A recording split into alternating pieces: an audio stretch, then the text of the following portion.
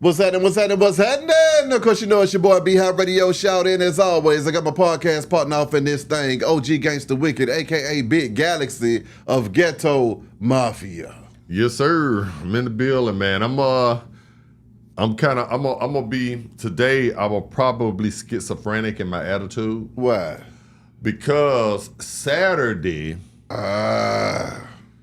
we lost again to Alabama. Yeah, that was a nail biter, and that was very devastating. I'm so sick of the Roll Tide people. I just don't know. I know we probably got so many on here, and they probably gonna be saying Roll Tide. Yeah, they see me in my Georgia stuff all the time. I couldn't get Quincy Card on the phone. Oh, Quincy ain't even answer the phone. Quincy didn't want to talk about it. He was upset. You know what I'm saying? Obviously, but then we turned right back around. Come on now. And we whooped them Who Dat boys. Hey, man, them Saints, they caught hell over the weekend. I'm trying to find, where's Turk? I mean, every other day, the first 2 weeks of the season, Turk put a video up every 2 minutes. I got tired of it. He had his jersey.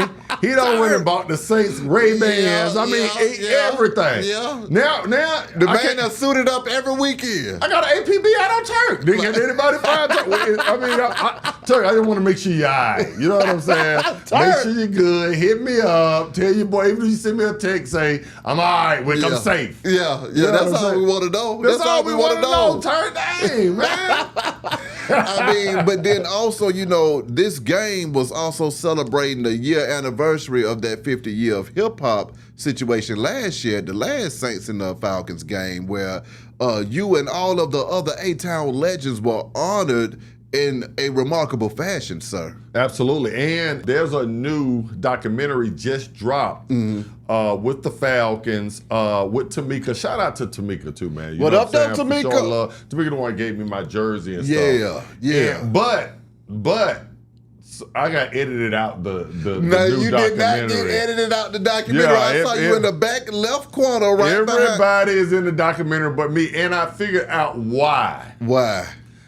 Probably because I was standing beside you the whole time. Damn! I should have worked the room better. Oh, man, Sitting there with you. Yeah, because I was in the cut. I was in the cut. You talking my ear off when I should have been out networking. Slapping fives and saying what's happening to everybody. Yeah. You know what? Next time, you know what I'm saying, I'm working the room. But the documentary is fire. Yeah, it's awesome. It's fire. I love it. Tamika did a great job. I don't know if Hannah was involved in it, but she the one that originally called me. So shout out to her too. Shout out to Falcons, man, Arthur. And I will say this, a few people did call me and say, well, damn, Wick, you know what I'm saying? You and B High on the podcast, you know what I'm saying? Y'all really represented that 50 years of hip hop with the Atlanta Falcons. Yeah. We brought the jerseys up, the helmets up, and everything. Yeah. And I said this. I said that was my shine right there. That was my 5 minutes of fame when I came up here and I did it. Yeah. I'm not upset at all about being in the documentary because I feel like that a lot of the brothers that are in there, they don't get as much shine. They can't come up to Beehive and pull the jersey out and you know what I'm saying, and pull the helmet out and the whole world see it anyway. So I already got mine. So seeing, you know, Mojo, seeing, you know what I'm saying, you know, Fabo and you know, and all the fellas, man, you know what I'm saying, that maybe couldn't come up here and tell the world they were a 50-year legend. I was glad that they were on the documentary because there's a lot of guys on there that I grew up listening to. Exactly. And just to see them, you know, being able to get their shine. And well, now answer me this though. Watching that video and taking you back to that day though, I mean, did it trigger you again? Well, we beat New Orleans that game. Yeah, we did. Yeah, so. But I'm talking about the atmosphere of you. And what I'm thinking to myself is that I think that 50 years hip hop, we should do that every year when we play the Saints. We should have some kind of excuse to get everybody together and beat the Saints. Yeah, because we beat them last year on the 50-year hip hop, and then we just beat them Sunday on the anniversary. Come on now, of the 50 years. That's what I was trying to get to. Okay, now I'm with you on that. So I'm saying I think every year we need to come up with something for the OGs 50 years of hip hop. It'll be be 51 just next year. for an excuse to suit up and hit the field. To suit up and hit the field and beat the Saints. As long as we beat the Saints, it's all good. I ain't mad at that. But nah, man, it's a beautiful thing. It's something that a lot of those artists, man, nobody ever be able to take them away. It means a lot. Seeing Rico Wade and Rich Homie Quan in there, man, knowing that they got their flowers before they passed on one of the biggest stages in Atlanta, absolutely. On something that never had been done before. That meant a lot to me being able to watch that too. It did, and it hit hard. One thing it did, another thing that it showed me also is that, we can't be waiting to give flowers to our legends and stuff, because just think, who would have thought that Rico and Rich Homie wouldn't even be here on the anniversary of it?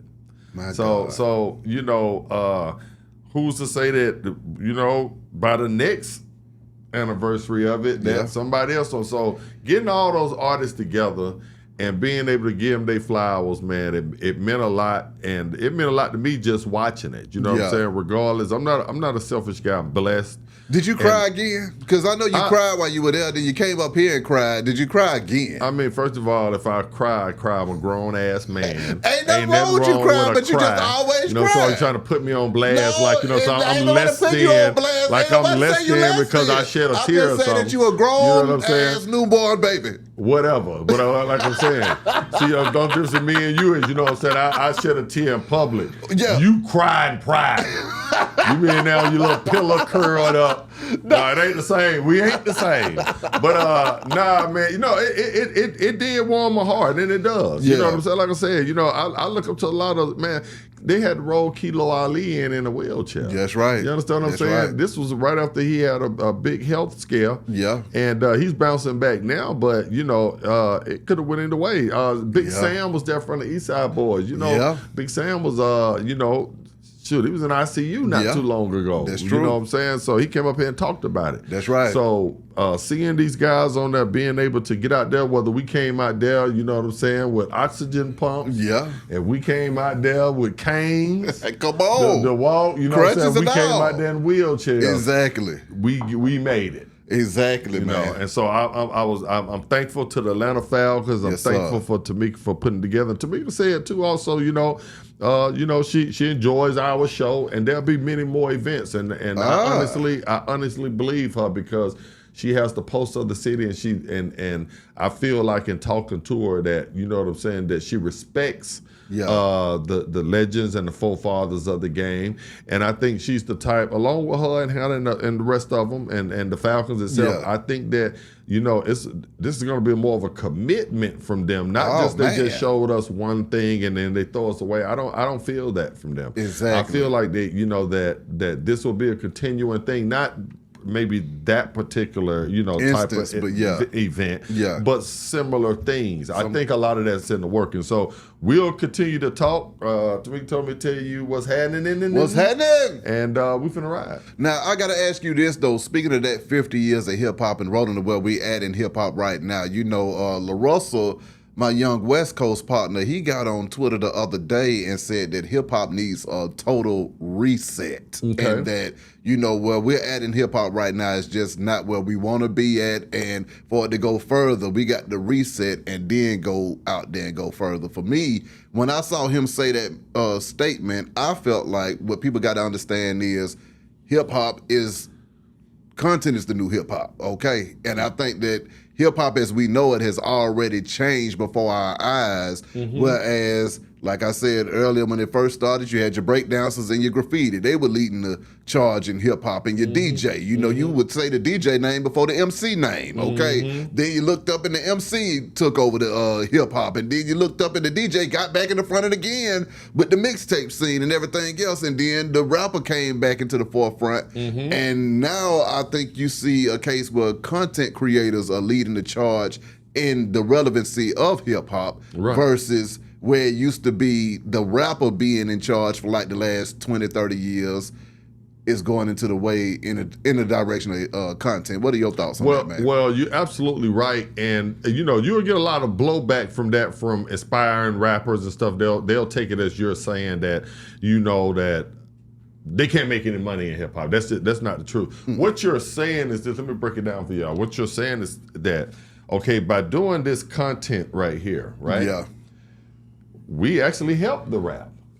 We can play the records. Come on. We can talk about the artists. Come on. You see what I'm saying?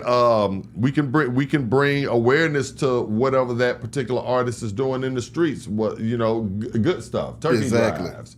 Giving back to the kids with their music attached to it. Exactly. So you're right. Content is the new hip hop, and it's cheaper. Facts. We don't need video vixens. Come on. We don't need expensive cars in it. Come on. We don't need a bunch of bling bling. Come on. Yeah. We don't need, one of the 5 beats behind it. Come on. All we need is a camera and a microphone. Exactly.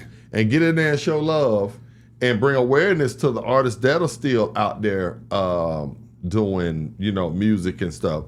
I would suggest to a lot of, older artists, not to stop doing music, to always do music. I still do music, but hey, put a phone in front of you, man, and talk to the people. We still want to hear from you, even if it's not in the capacity of rap. Yeah. You understand what I'm saying? I still want to hear what Bun B got to say and 3-6 or whoever. You know what I'm saying? I want to hear what y'all got to say. You know what I'm saying? When Chat sits down, Lil Chat got a and shout out to her. What up, she though, does Chat? a little music review. Yeah.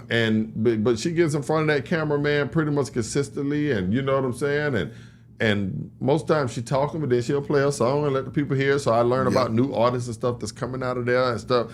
So if you are older artists, don't get locked in the times, man. When times change, you have to be able to be aware of it. Mm-hmm. And change with the times. And so therefore I feel like that it's a good thing that now podcasts, which is content, it's the new hip hop. It's the driving force behind hip hop, and I truly believe that.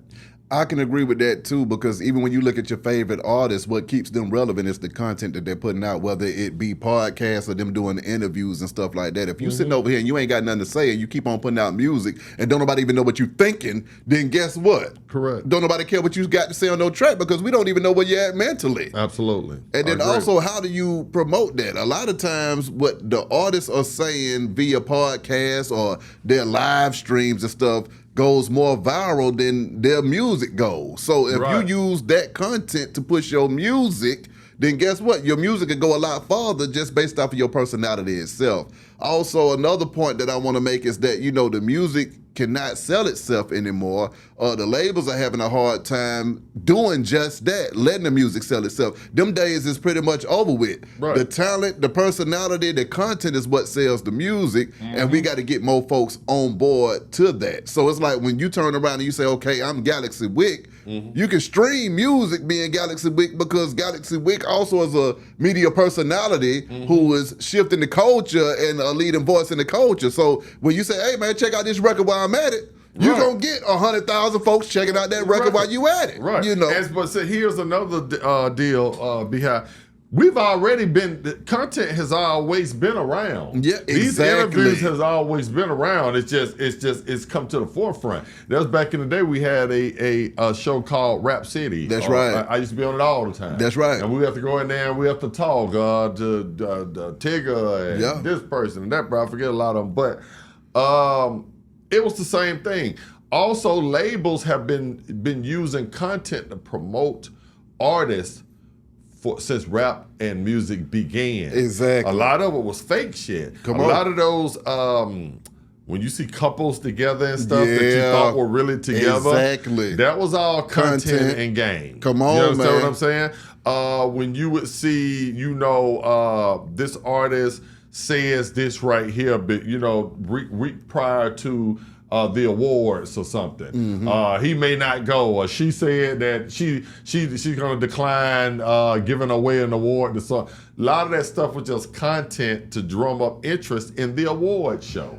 You understand what I'm saying? So the content has always been around. I think now it's it's just in the front. It's just leading the culture. Answer me this though, Wick. How do you feel about, artists or people from your generation or just rappers in general whose ego get in the way? Because what I mean by saying the ego gets in the way, and it's the same thing with media personalities, radio personalities, television personalities. But as the machines start to be defunct, so you're looking up all of the labels emerging. Atlantic, they dropped artists left and right the other day, so you don't really have access to those platforms that would have put you on the Rap City or put you on the TMZs and put you on the major, distribution platforms for content. You have to create your own platforms, but without the help or the marketing dollars behind it. So therefore, you have to organically regrow your fan base again. But those people with ego based off of the machine being behind them don't want to humble themselves to start from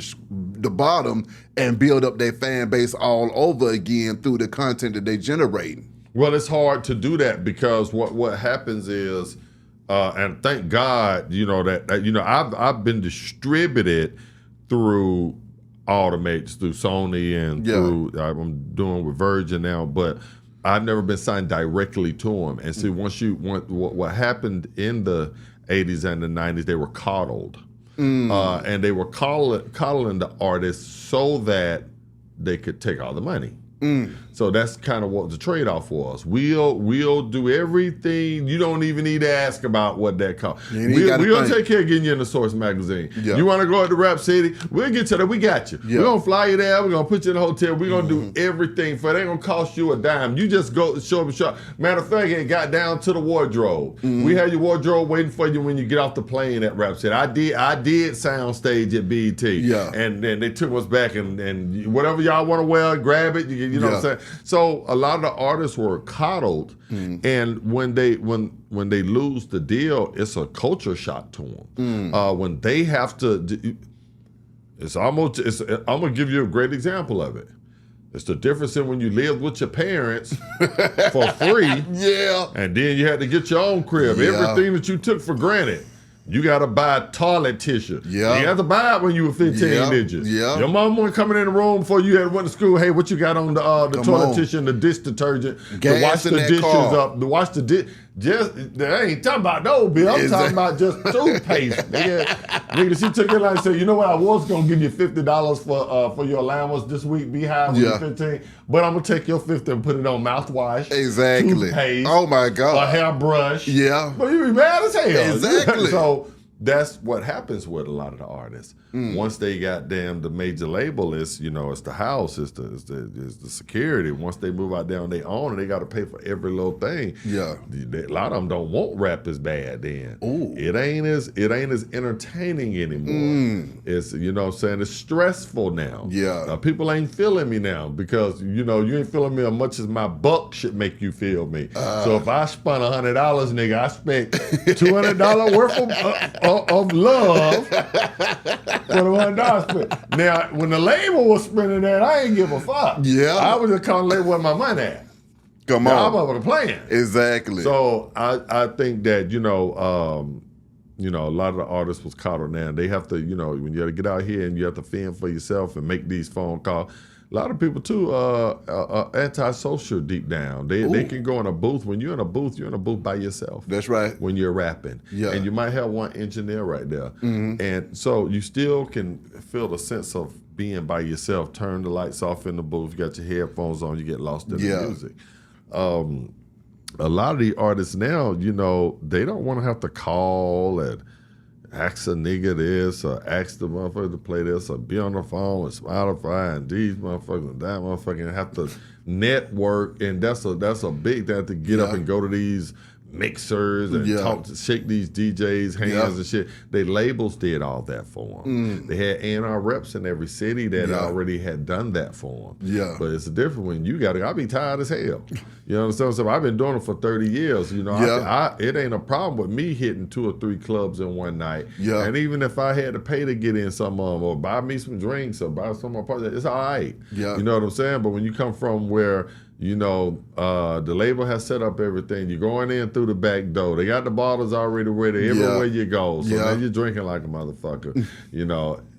you get used to it. Exactly. And that's in all professional sports. So what advice do you have for just artists, young artists to older artists right now on how to embrace the content part of hip hop and use that to, strengthen their brand or to rekindle their flame? Well, I mean, like you said, it's always been around. And, they just have to, you got to reinvent the wheel. You go back and you look at all the old interviews. You had 106 and Paul that was already doing content. It's no different than what me and you sitting here with an artist. Okay, and I hate to cut you off. So that was the point that I wanted to make earlier, too, when we talk about content. See, the issue is now we got the internet. So 106 and Paul, everybody's on their phone, okay? Everybody on their phone. And on your phone, you got all of the social media platforms across the doggone board. Mm-hmm. We got the same access to the same platform as BET, 106 and Park, MTV, radio stations, Hot 97. All them are flipping over. All of them are on there, but they're not even really embracing it. But that's where the game is at right now, is on the phone. So with the world being flat now, nobody cares about your affiliation to where you at with. The question is the content good? That's all they care about. And, I'm going to be honest with you, man, Behind, a lot of the young kids, they don't even watch TV, how we used to sit up here on Thursday night, we sit up and we're going to watch The Simpsons or, whatever, Michael Jackson new video coming out, so we waiting in front of the TV. Come on. What his new record is coming out, so we listening to Hot 107.9 and V103 and all this stuff. Waiting on that new Wicked, to come out. Now, shit, like you said, we got the internet. Nigga, in 5 minutes, I done played that Wicked song album 10 times. Exactly. And I'm on to Beehive album. You know what I'm saying? We get old, motherfucker. Yeah. You know what I'm saying? So, I mean, content now, it's instant. It's microwave. You can get it right now. You can wear it out, and you can be on to the next thing. So our consumption rate has quadrupled. Also, what we're going to get into later on, too, is how AI is impacting the game, because I don't think that everybody understands exactly where AI is going to make the change. The AI is going to turn that 1 U into 100 U's. The AI also will be able to take your voice and your likeness and fool people sometimes too, because they're getting more and more clever. Yeah, you know what I'm saying? It's getting more and more fluid. Exactly. So long after, it's a great thing because my voice right now, my tone, my everything, my dialect, all this stuff. Once I'm dead and gone, somebody will be able to sit here in my voice and they might not think like me, though. That's the only thing, but it'll sound like me. Well, now, when they go through all your text messages and emails and DMs and everything else, it's going to be a wicked truth coming through that doggone speaker wherever the hell it's at. They won't be able to see that. I'm going to make sure I'm taking my phone with me. You can't take your phone with you. It's already in my wheel. Bury me with my goddamn phone. Leave my phone out here. Leave my phone. Bury me a G with my phone. With my phone in my pocket.